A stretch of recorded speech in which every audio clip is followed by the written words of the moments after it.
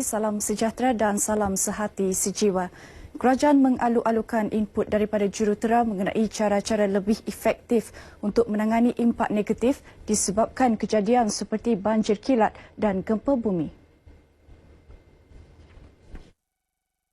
Ketua Menteri Datuk Seri Panglima Musa Haji Aman berkata, Kerajaan Negeri dan Institut Jurutera Malaysia IEM Cawangan Sabah boleh bekerjasama dalam pelbagai isu untuk menyelaras dan mempercepatkan proses membuat keputusan kepada pihak lain.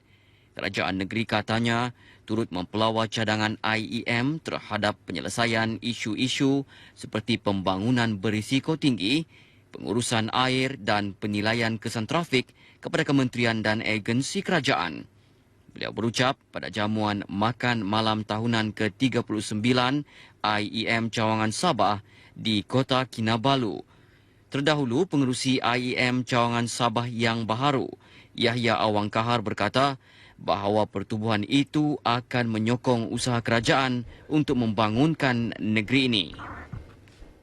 Tindakan kerajaan negeri melarang dua naib Presiden Parti Keadilan Rakyat PKR daripada memasuki Sabah adalah wajar bagi memberi kesedaran kepada mereka yang tidak menghormati sensitiviti rakyat negeri ini.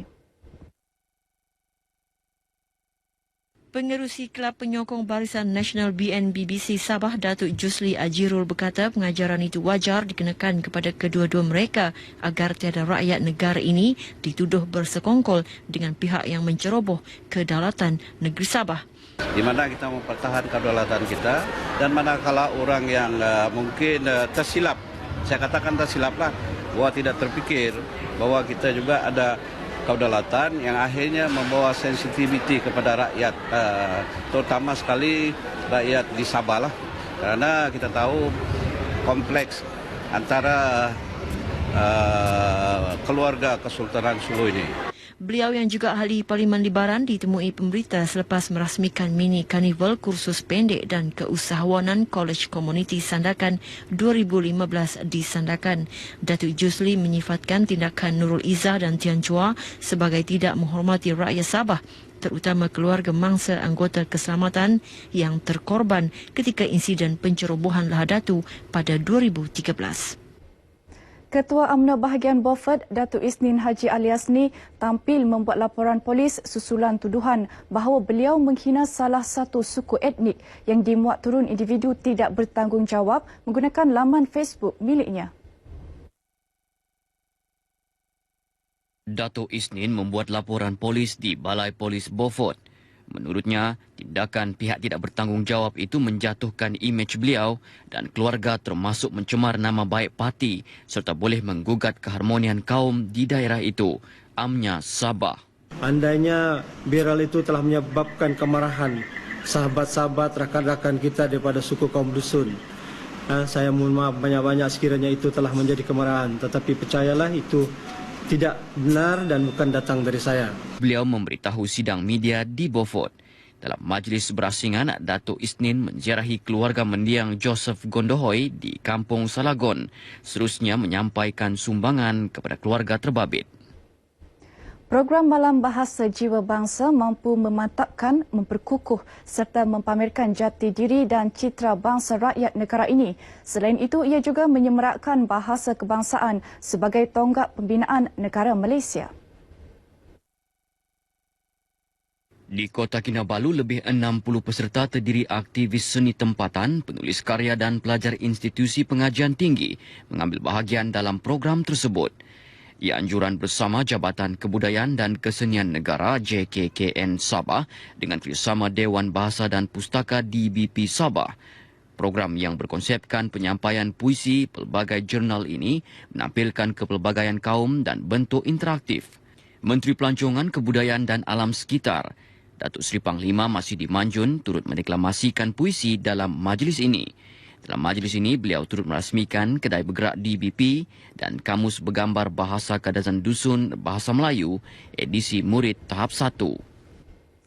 Masyarakat ubian Kota Belud perlu bersedia melakukan anjakan paradigma dalam kehidupan bagi meningkatkan lagi taraf hidup mereka.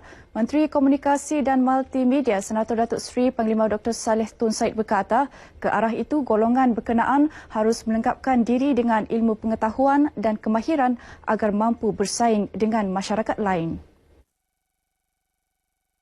Datuk Saleh berkata kemahiran diri amat penting memandangkan negeri ini banyak menawarkan peluang pekerjaan dalam pelbagai industri, khususnya bidang perhotelan dan pelancongan.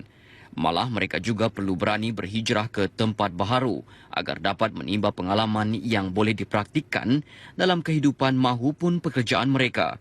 Beliau berucap merasmikan Dewan Persatuan Kebajikan dan Kebudayaan Ubian Sabah Perubah pelancaran draft inventori etnik dan mesyuarat agung Perubah di Pangkalan Abai, Kota Belud. Mengenai program ini, Datuk Saleh yang juga wakil rakyat Tempasuk berkata, usaha untuk mempopularkan budaya ubian akan diberi perhatian sewajarnya bagi membolehkan keunikan budaya berkenaan dikongsi bersama.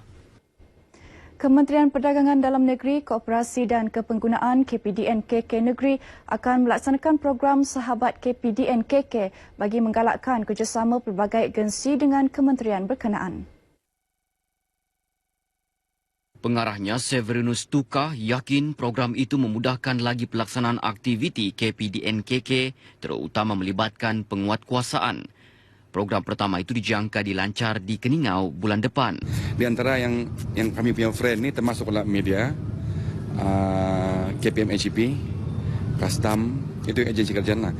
Kita bawa bersama agensi-agensi swasta yang lain yang boleh menyumbang ke arah menjadi sebagai salah satu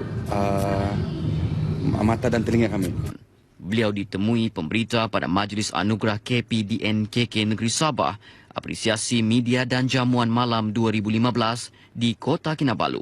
Majlis disempurnakan Menteri Pembangunan Masyarakat dan Hal Ehwal Pengguna, Datuk Hajat Jainab Ahmad Ayid. Program ini bagi menghargai pengamal media yang banyak membantu menyebar luas pelaksanaan aktiviti KPDN-KK. Pada majlis ini, Ketua Cawangan KPDN-KK Keningau, K. Gunasegaran menerima anugerah khas KPDN-KK Sabah. Baik, sekian berita dari Sabah petang ini.